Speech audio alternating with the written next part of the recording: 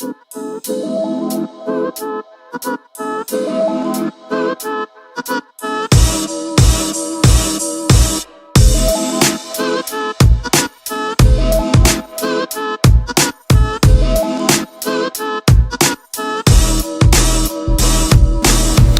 back, everyone. We're here today again for our next building segment to talk about waterproofing, drains, and backfill.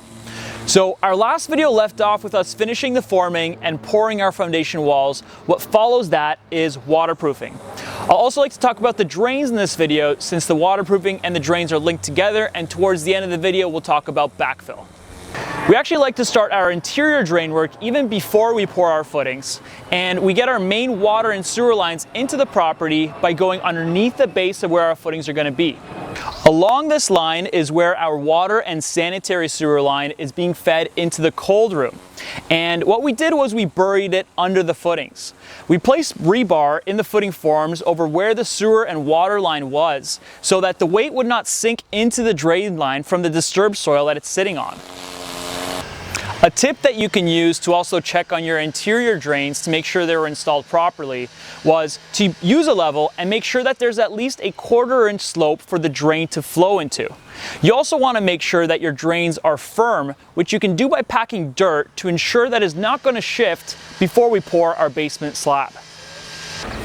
A good plumbing contractor will make sure that your drains are in place, but we always want to make sure to double check that the furnace drains, toilet flanges, and other drains are placed correctly and meet the minimum separation requirements away from exterior walls.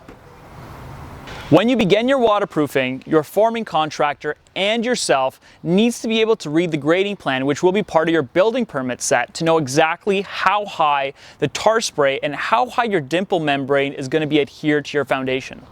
To be sure, you should indicate this by drawing a line with the spray can and then making a mark on the grade level on all 4 corners of your lot. The tar that you see in this video is actually where the real waterproofing for the foundation takes place. The delta membrane that you place on top of there creates an air barrier between dirt and the wall so that if any water actually gets behind it, it drops right down to the footing, where we then install a weeping tile that feeds into our interior sump pump system. The interior sump pump system will effectively pool the water that hits your foundation and eventually discharges it out away from the property. Remember, you only have one shot to get this done correctly. So to make sure that you have a happy homeowner for more than 20 years, make sure that this is done right. Once our waterproofing is finished, you'll then need to call an inspector to come out and sign off on the job to make sure that everything has been done correctly and to code. Once the inspector sees that the waterproofing is done, you're ready for backfill, and that's exactly where we are at in this stage of construction. Now, one tip we can give you guys before you do your backfill is to make sure that your window wells are in and that there's a weeping tile connected to the top of the window that feeds all the way down to your footing that connects to your weeping tile system. Once our backfill is completed, we're going to be able to start what's my favorite part of construction: structural steel and framing. So that'll be the topic of the next video. That's it for this video, guys. Thanks for watching, and remember, the perfect lifestyle is up to you.